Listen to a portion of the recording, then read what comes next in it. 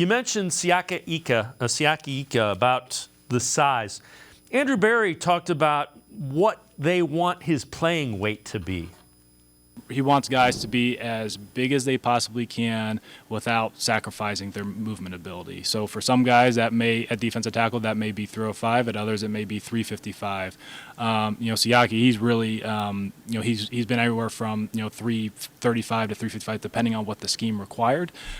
For us, we'll work with him when he gets on site for what we're going to ask him to do. But he's played effectively, throughout that weight range. And again, you get what Jim Schwartz wants, and he said it with his Ferrari. He wants him to be able to get into the backfield.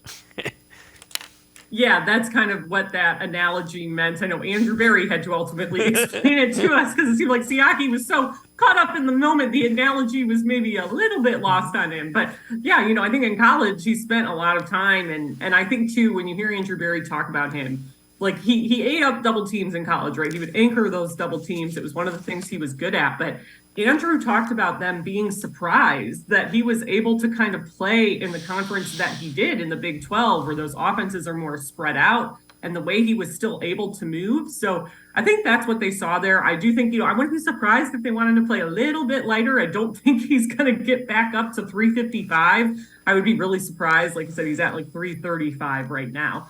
But his weight definitely has fluctuated depending on what the defense has needed at any given point in time. But I would still expect him to maybe get a little lighter, maybe a little closer to Dalvin Tomlinson's size. So not much more to go there. But yeah, I think that was the common, I guess, denominator too on top of size. It was these guys can still move with that extra like bulk or height on them. Like it's not hindering their ability to get to where they need to go. So I thought that was also all really interesting and kind of a peek into how they were analyzing these individual players during the draft process. Yeah, it's kind of frightening, 335, 365 and really good footwork. And I'm not getting anywhere near one of those guys without question.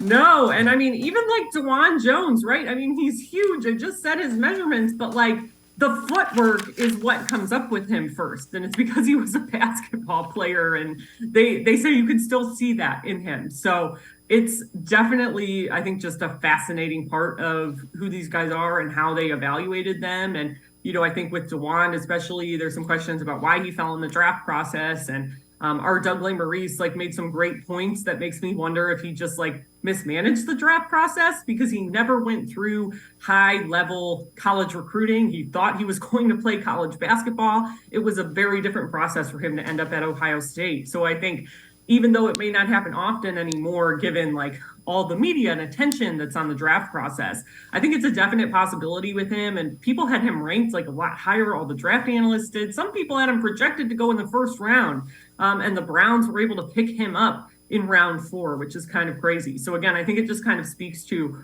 what they were really keeping their eye on in terms of size. Okay, but what else do they have that they can bring to the table? Yeah, and it's important to remember most of these young guys are in their early 20s, so you could see where that process might overwhelm them a little bit.